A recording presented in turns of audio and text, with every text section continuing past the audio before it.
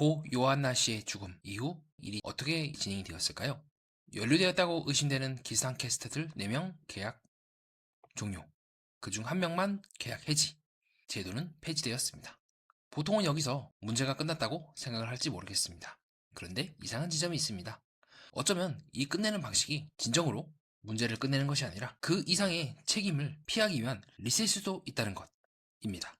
오늘은 그 리셋이 어떻게 작동하는지 구조로 뜯어보겠습니다. 그럼 이제 왜 사람 한 명 처벌로 끝내는 구도가 가장 편해지는지, 그것이 그리고 정말로 옳은지 생각해보는 시간을 갖겠습니다. 저와 함께 이야기를 따라가 보시죠.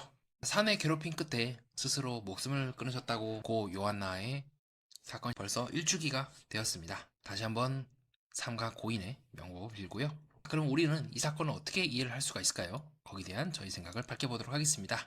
자, 현재 해당 단톡방, 고 요한나 씨의 유서에 남겨져 있던 그 단톡방에 관련된 인물들, 기상캐스터 4명은 계약 종료로 끝나게 되었고요. 그리고 특별 관리 감독을 MBC에서 한 결과 프리랜서 기상캐스터 제도를 폐지하겠다고 하고 있습니다. 그리고 현재 고 요한나 씨 유족은 손해배상 소송을 진행을 하고 있는 상황이고요. 그렇다면 여러분께 하나 질문을 드려보겠습니다. 자, 유족은 지금 MBC가 특별 관리 감독을 한 결과 문제가 있다고 밝혀진 A씨에 대해서만 계약을 해지를 했고 나머지 3명은 근거 부족이라 해서 넘겨놓는 상황이며 현재 유족은 A씨를 상대로 손해배상을 종료하고 있죠.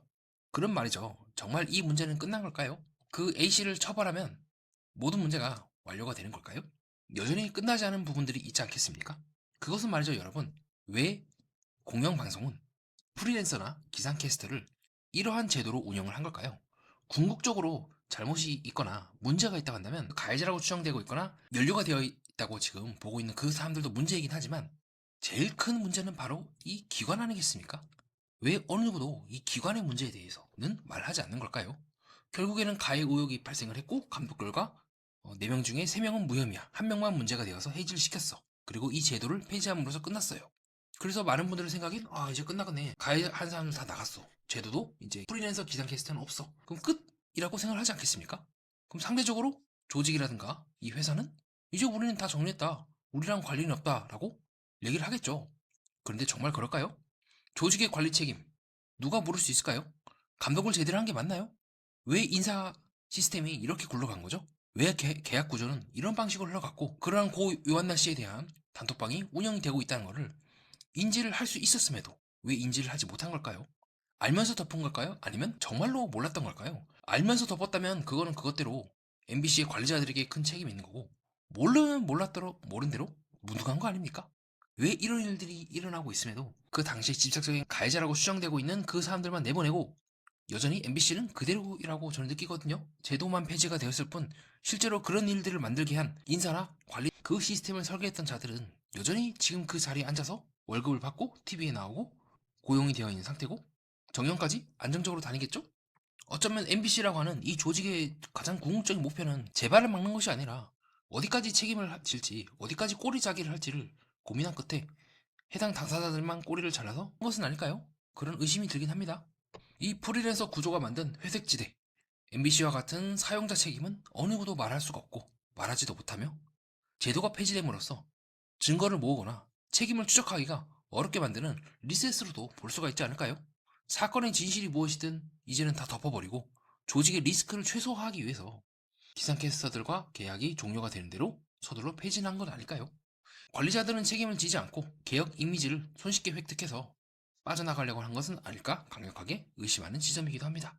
프리랜서라든가 비정규 인력 운영의 원칙을 세상에 공개하고 즉 책임의 소재가 어디 있는지를 명확하게 밝히며 피해자를 보호하는 혹은 앞으로 그와 관련된 일이 일어났을 때 그들을 구제하는 프로토콜을 명시적으로 밝히고 상대적으로 법의 보호를 받기가 어려운 내부 권력관계를 어떻게 수정해 나갈 것인지 더 나은 고용 문화로 바꿔나갈 것인지에 대해서 어떻게 그들을 조정하고 관리 감독할 것인지에 대해서 얘기를 해야 되지 않을까요?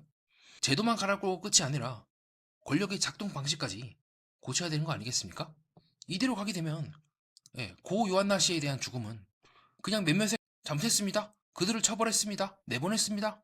끝났습니다 하고 이대로 마무리될 가능성이 높아진단 말이죠. 제2의 고 요한나가 제3의 고 오요한나가 나오지 않는다는 보장을 지금 MBC와 같은 구조에서는 할 수가 없을 겁니다. 그렇기 때문에 저는 MBC의 이와 같은 제지 및 관련된 캐스터들의 계약 종료는 조직이 책임선을 그어버리고 추적을 차단하는 리셋으로 의심하는 부분이기도 합니다. 네, 제도의 얼굴만 바뀌었을 뿐 실제로는 리스크를 분산하고 책임을 모호하게 만들며 손쉽게 통제할 수가 있는 프리랜서들을 다른 방식으로 계속 채용하는 건 아닐까?